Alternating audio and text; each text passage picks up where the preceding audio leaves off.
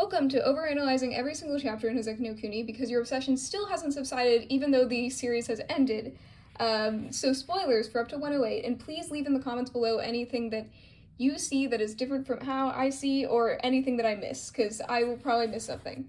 So this is chapter 23, which is Acumen, is the title, and it's about Bort, teaming up with Foss for the first time.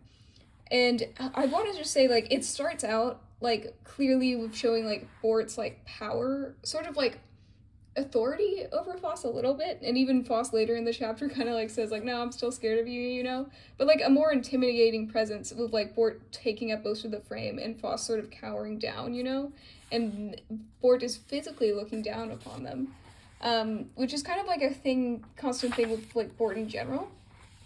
So here we see here that, they're more equal now in terms of, looking at each other, but Bort is actually still higher in the paneling than Foss, but it's not, a lower down, but when you go here it is. They're on separate sides of the corners, and Bort is looking down at Foss, which is kind of what is kind of happening. And then it kind of, gets more closer, as they're saying. Let me get the English. So, so here Bort is basically saying, all these things, and Bort spouts off, all their criticism immediately, which, I was talking to people about Bort, and that's a lot of reasons why most people I know do not like Bort, is because they give so much criticism, immediately. You need to do this, and it's all for them to take the criticism and grow from it, but, seeing Foss's expression here, it's a little, hard to take, and that's one of the reasons why Daya, developed a sort of hatred towards Bort, And then another thing that kind of noticed throughout this chapter, which I didn't notice before, I think I'll bring that up in a bit, but, Bort's, mainly with how, the background is drawn, because here it's just completely black, Of course, because it's nighttime and stuff like that. But I was talking with someone about how the way the columns are drawn in the back of Houseki no Kuni, how Ichikawa draws the columns, sort of changes and shifts the mood a lot. Because it's probably not something related to this chapter, but I wanted to mention that because that's something that was really cool and interesting. But it's just the way that Ichikawa thinks of the setting and how the setting affects the mood, and the similar structure behind the columns and all the rooms that they're in that is incorporated in within it. Anyway, let's get back to this. I was just saying that Bort's hair, the way that it's kind of structured kind of reminds me like that, here. But if we go to the next page, so yeah, both of these pages is Bort saying oh, you were looking for Antarc's pieces, saying why Foss was delaying and why Foss isn't as capable as a fighter as they could be. And we can tell that this is also something that Bort is really passionate about, because it's basically their only role in the group is fighting, right? And it's kind of shows that they get so picky on something, and it shows why they're also one of the best fighters too, is because they're constantly thinking about this stuff, whereas for instance, Yellow Diamond isn't, which is completely fine, but it shows Bort wants to propel people further, even though that may not be a goal in themselves, which for Daya it is. But yeah, and I think it's another thing if Daya and Bort have been around each other for so long. I wonder if the reason why the animosity builds between them is because Bort constantly wants to see people improve, which Foss is doing. Wants to tell people that they're doing good, not that they're doing good, but that they need to all their faults so that they keep improving. And Daya and Bort have been together for so long that I think Bort stopped doing that with Daya in a constructive sense, because Daya never takes it that way, I think. Because we see that Bort constantly dismisses anything that Daya wants to do, and I think that's probably because Bort keeps giving Daya this advice in their eyes, and Daya never is receptive to it just because of the delivery that Bort goes through. And then Bort's lack of understanding of Daya, which a lot of the characters have a really hard time trying to understand one another, and that's something that's just across the whole story. I think Foss is one of the only characters that really takes a better understanding to all the rest. And I think that it shows in how Foss is able to create better bonds with each of the characters than they are with their people they've known longer.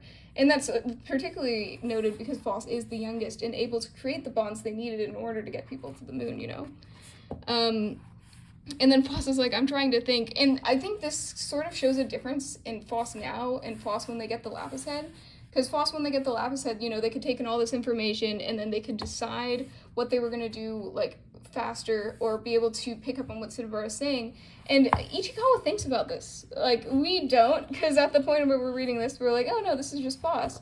But Ichikawa is like, oh, I am going to change Foss to be more smart or capable to understand things quickly and make decisions.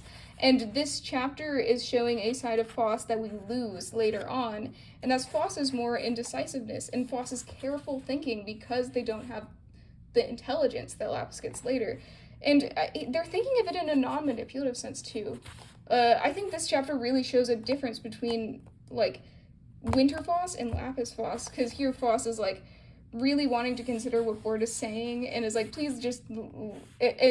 and Foss is like, why are you making it sound like an easy decision? They're like, I really need to sit and think about this. And it's because Foss is not as intelligent as they get later because of Lapis, that they have to really think through what they do.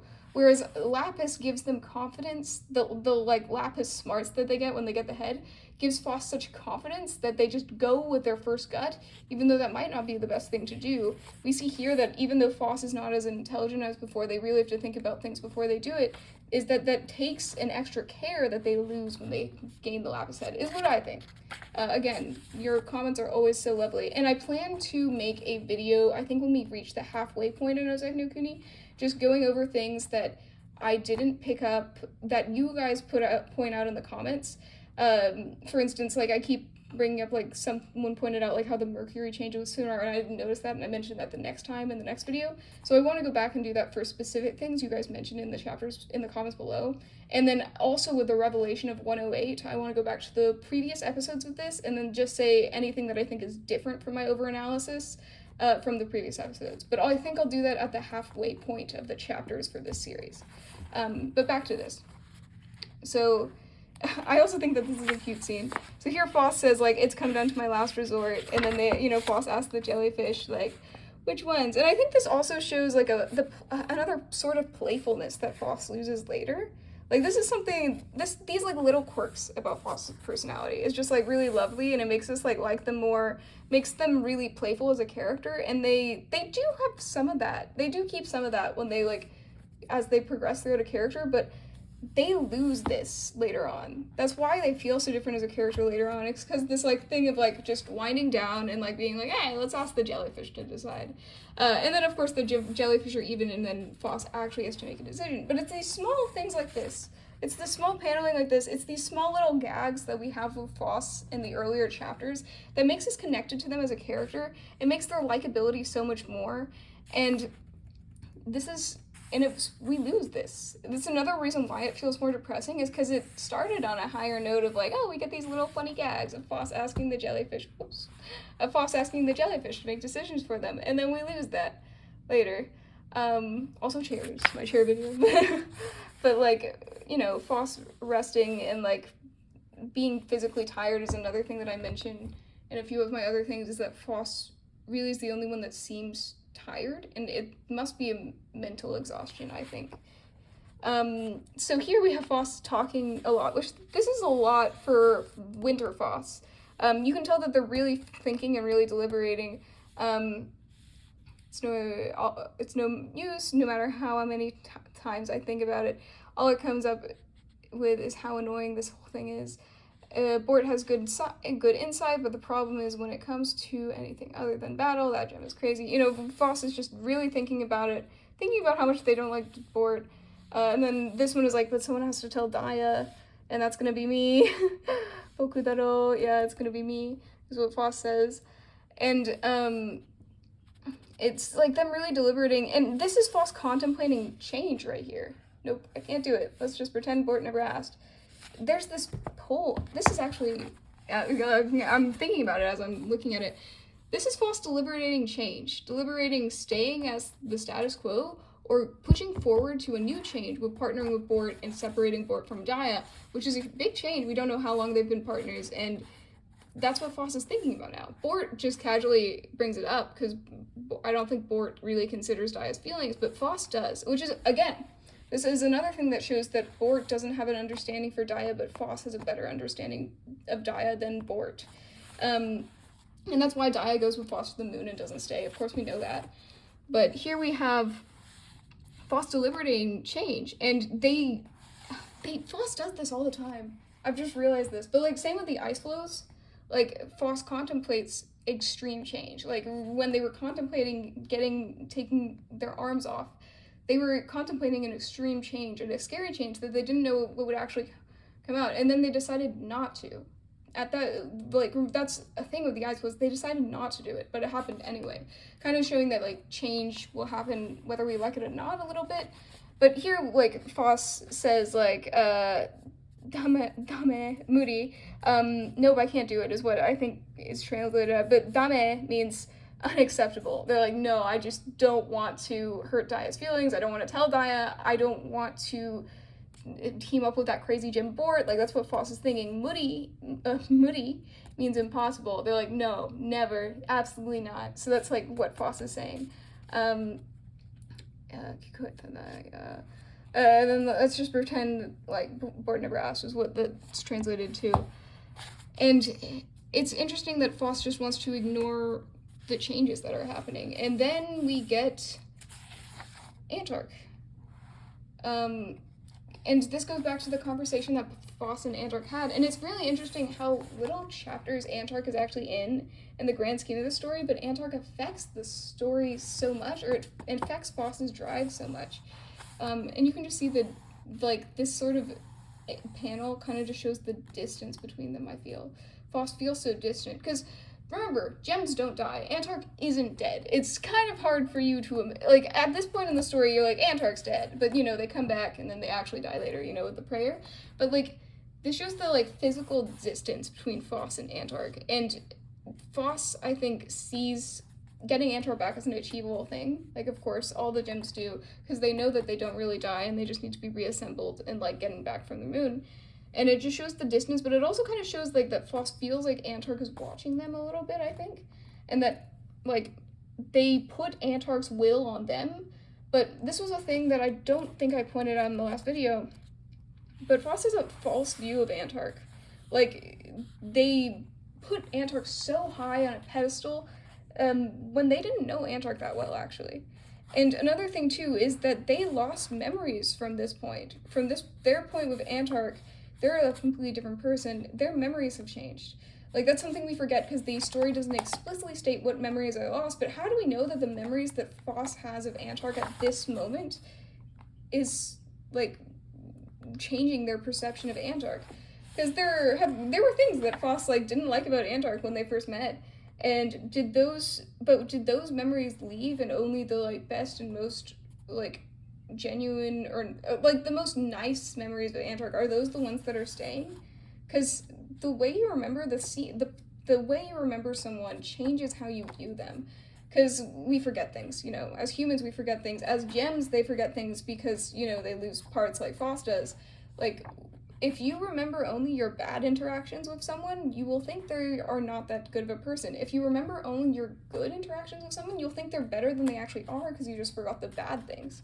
And so this manipulation of memory is a very interesting aspect in Houseki no Kuni, and just how it, like, plays with Foss's perception of other characters throughout the story. And I feel like Antark is a really good emphasis on that, because we don't get a lot of screen time of Antark. We actually don't know a lot of who Antark is as a person, and even at the end when they come back, there isn't that much.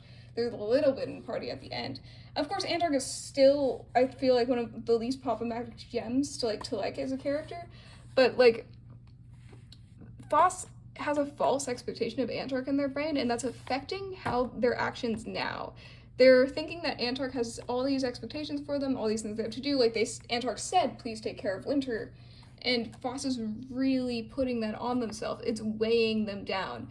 It's showing the distance between Antark, but it's also showing that Antark is still so heavily on Foss's mind and their subconscious. And I feel like this falls off later when Foss loses more memories, and they keep losing more and more as before. And it's just interesting to see the weight of Antark's relationship on Foss right now, and how that slowly dwindles away throughout the rest of the chapters. to the point where Foss doesn't even care about bringing back Antark in a sense. Like, when they're like, oh, we'll bring back these gems, and at later, you know, way later point in the story, Foss is like, oh, it doesn't matter. Like, bringing back the gems doesn't matter. And that means bringing back Antark doesn't matter. And I think that has to do with the memories that Foss is losing throughout the story. Anyway, so here, you know, it's just showing that, like, Foss is really thinking of Antark. I think I forgot to talk about things.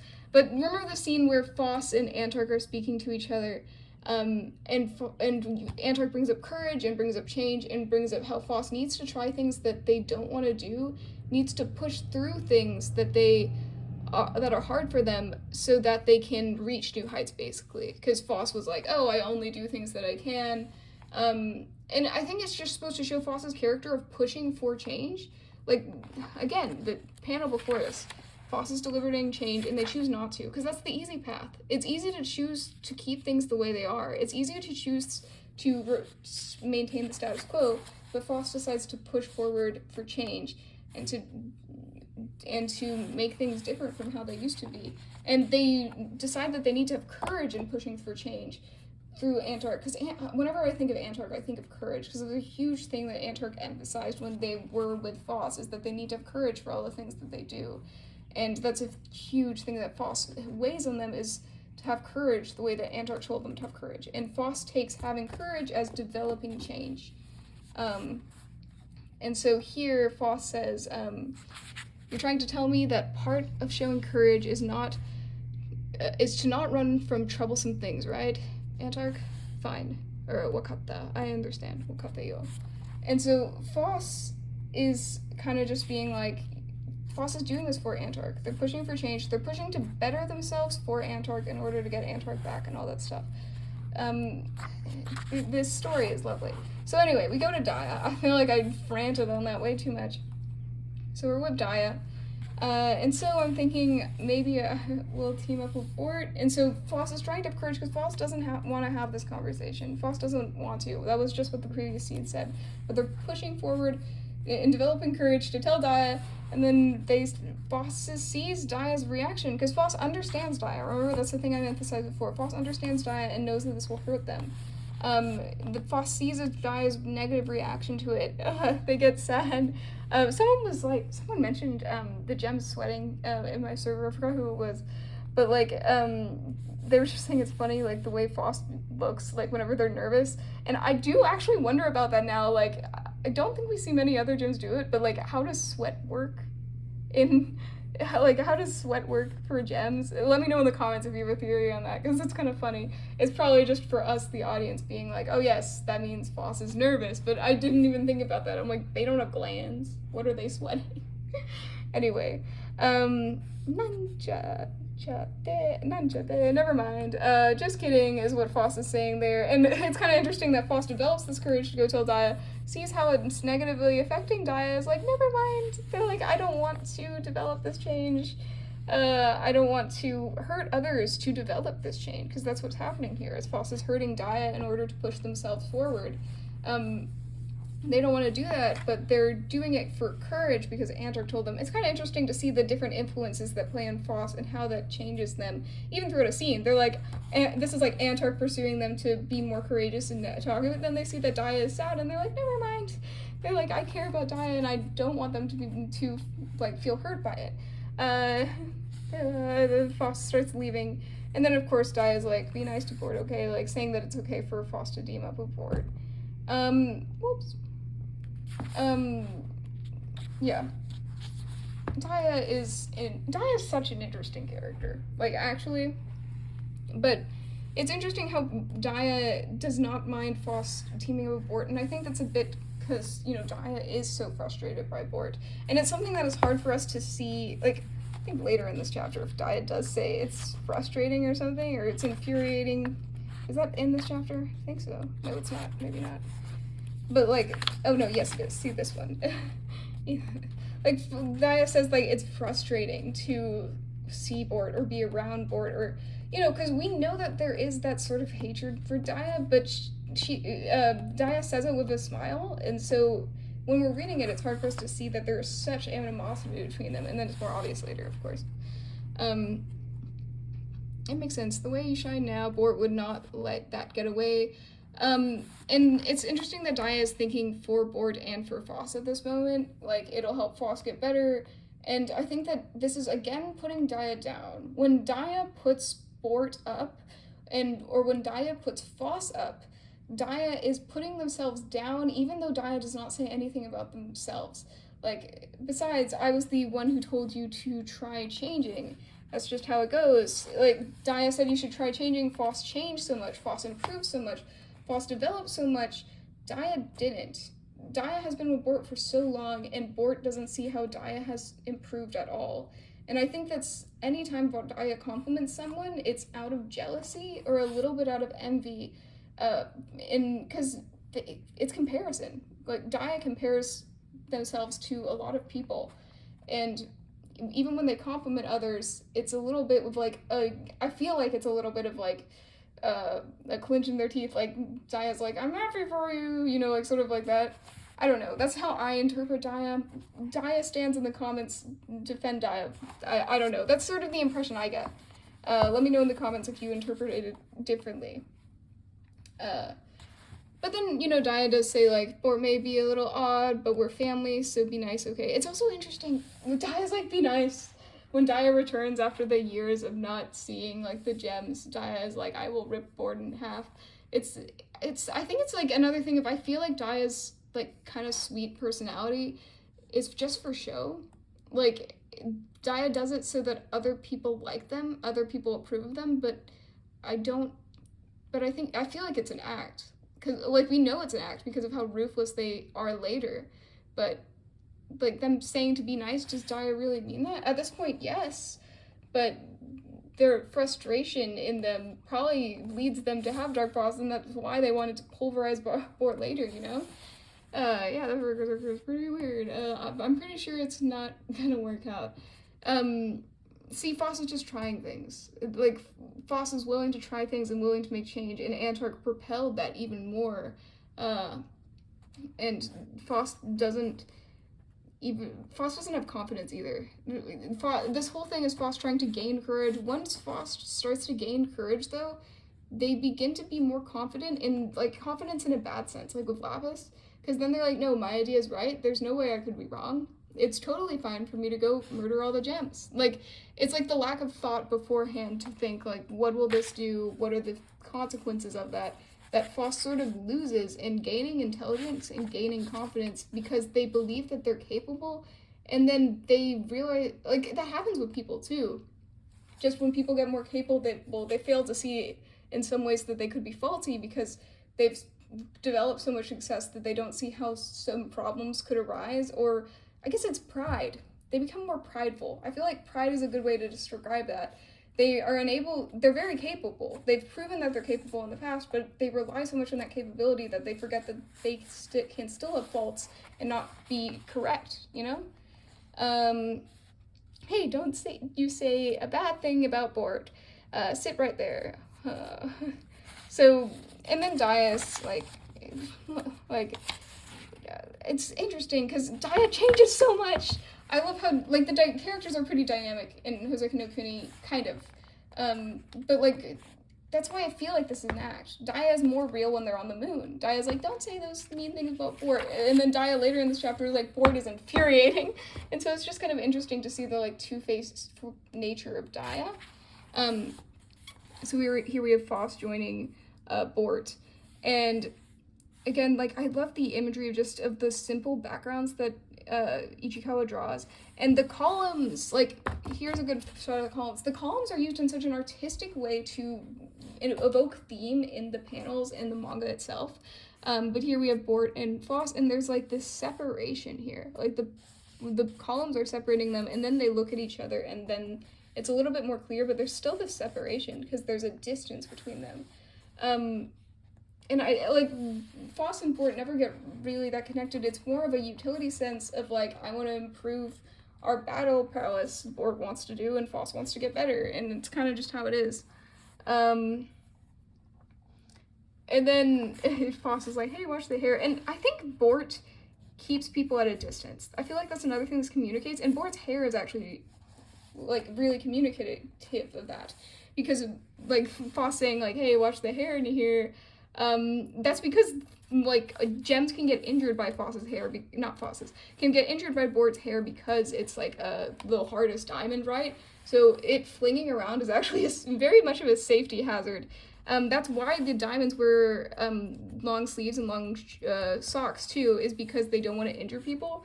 And so Bort actually having long hair that flings around is actually, like, them physically distancing people from them and, like, being more, like, kind of more isolated. Or, like, just being untouchable, like, in an actual way, like, in a physical way, because they aren't built for being close to, because their hair physically distances them. There's another panel in this chapter that kind of communicates that, like the last panel, or almost last panel. But, like, see, like, Bort's hair is really emphasized here, and then it's really outlining the distance between Foss and Bort, and it's because Foss, being as brittle as they are, has to stand far away from Bort, because the hair can actually hurt them if they get in the wrong place, and that's really emphasized by Foss dodging. And Foss is trying to stand close to Bort. Foss is trying to stand on the same footing as Bort, but Bort's hair, Bort's, like, hardness, Bort's battle prowess, I don't know what this is communicating, but is physically making it hard for someone to stand next to Bort. Sort of showing that the way Bort is makes it hard for Bort to work in a team or as an individual, which we see with, you know, Daya and how that has affected Daya. Partners, who approve this, you know? And then they're like, it's until Sensei wakes up. And it kind of just shows, it's interesting because a lot of people said that Euclid, now I'm thinking too much about this. This is overanalyzed, but it's interesting that Euclid wasn't told about this. Euclid, Jade, and Rutile, like, these three actually probably are the ones that have the most say in the society or something. So it's interesting that Euclid becomes the person who sort of is the leader later. I mean, Jade's supposed to be the leader. But yeah, it shows here that Rutile and Jade were the ones who decided that Bort and Foss would team up. And it's interesting how Euclid wasn't a part of that conversation. I can't think of a reason now, but leave in the comments why you think that, like, Euclid's Proctus is more of a leader later, but right now it's shown that, like, Euclid is actually kind of separated between, like, even with the paneling, Euclid is kind of separated between Jade and Rutile in the decision-making of letting Foss team up with Bort. And then they're like, and then Euclid actually is a little sympathetic more to Daya, because they're like, oh, this doesn't matter, it's completely fine. And Euclid is like, what about Daya? Which is kind of an interesting parallel to Foss, because Foss and Euclid are the only ones who think about Daya's feelings. And then Daya's like, it's fine, and, like, the classic line of, like, Bort never makes mistakes is another, like, interesting thing that Daya says here. Because it shows that Daya puts Bort at perfection. And again, Daya sees Bort as perfect. Like, that's what Daya is saying right here. Bort never makes mistakes. Never. It's interesting because Daya is putting Bort on a pedestal, like I said. And that Daya really, like, is jealous of Bort. Of course, that's so obvious later, and Daya's so obvious about it. But again, like, this is a compliment. But, like, that gem always makes the right calls. Like, these are compliments, but it's insulting Daya's existence as a diamond. They're supposed to be more equals, but Daya sees Bort as so far ahead of Daya, and that's why every time Daya compliments people, it's shown as them being sweet originally, but it's actually them putting themselves down and showing why they're envious of others, which is very interesting. Daya's character is very interesting. And then this is where we get a little bit of actual Daya, where Daya says, like, it's infuriating. Like, Daya's mad about it. Like, Daya's complimenting all these people, but Daya's mad that they can't be the way that they see other people. And again, I said, like, Bort definitely makes mistakes, because, you know, there's no way Bort's perfect. But again, it's the memory of people that really shapes how you view them. Daya never sees Bort's mistakes, and because of that, Daya thinks that Bort is perfect, is what Daya thinks. Your most dangerous flaw is that you don't react to arrows until after they've been loosened. Once you've heard the snap of the string, it's too late. And another thing is that this is another thing with sight. Like, when Foss gets Lapis's eyes, it's interesting how this is brought up. Because when Foss gets Lapis's eyes, they're able to see things more clearly. That is emphasized. It's so cool how, like, this sort of foreshadows, like, later on. Because these flaws that Bort is pointing out in Foss are not flaws later on. The Foss improves these. Doesn't help, but Foss improves all the things that Bort is saying. Because once Foss gets Lapis's head, they're able to see things more clearly. And that's shown when, like, at Lapis's head, and that they are able to know things more, like, improve these very static things. I don't know, these very physical things that, but are they really important? I don't know. I think that's what the story is kind of, like, contemplating. Once you hear the stop of the string, it's too late. You must be conscious of the entire Lunarian as a single solid mass. Sort of, like, Foss is always narrowed into one thing. When they get Lapis's eyes, they're able to focus a lot more on other things. Man, I didn't expect to talk about a Lapis, but it works. And then, you know, Bort goes off and starts talking about more, like, regular stuff. I don't really have much to say on, like, Bort's specific battle advice here. If you have something, let me know. But again, I just want to, like, again, the hair separating Foss. Foss is trying, this scene right here shows that Foss is trying to get closer to Bort. And then it's like, you think a lot about me, don't you? Or something like that. It's showing that Foss is sort of getting that, like, it just tells you us more about Bort's character than we knew before, because Bort thinks about all these things. Bort really thinks about it. And it's interesting how Bort gets, like, covered. Foss, like, uncovers Bort a bit, and then Bort gets more covered here. I think that's interesting, and it kind of shows that, like, Foss is trying to reach in and understand Bort. But I think that they have a lack of understanding, and that's why Bort doesn't go with Foss to the moon. Because I forget that Bort and Foss partnered up at one point, because they don't develop that much of a relationship. And I feel like these panels kind of show why. Because Foss tries to get close to Bort, but Bort is so, like, stoic and, like, standoffish that, like, Foss never develops a better understanding. And Bort is so focused on, like, giving other people criticism instead of hearing from others. Like, here, Foss is, like, leaning in, trying to understand, showing their face, and Bort is just stoically standing there still, just looking out. Like, I think it shows that there's very much a one-sided thing where Bort is like, here's all this criticism, here's how you can improve, and Foss tries to speak with Bort, or Foss tries to add value, and isn't able to, because Bort already, like, hogs the conversation, is how it feels like. And this is why the mesh with Daya is so bad. Is that how you see it? Daya always hated how I do that. That's what Bort says here. So exactly. It's just a difference of, like, Bort's personality and Daya's personality clashing. But it also shows why, like, I think Bort has such a hard time developing deeper relationships with the other gems, is just because they kind of, like, hog the glory, which is, like, another thing that Bort does, but they hog the attention or something. It's hard for other characters to understand Bort or to have a meaningful relationship with Bort because they only give criticism, is kind of, like, how it is. I don't know. Tell me what you think in the comments. Again, love your comments. While we're on the subject, I have an English translation pulled up. I'm not just translating the Japanese as is, but yeah. What are your thoughts on double black spots? And then we learn, yeah. Then the other thing happens, but that's gonna be next chapter. I do like how the scene goes, and then it's like, oh, I also like how the black spot is really emphasized by Bort's hair being grayed out here, because it's all a deep black up until then, but then we want to put emphasis on the sunspot, so then it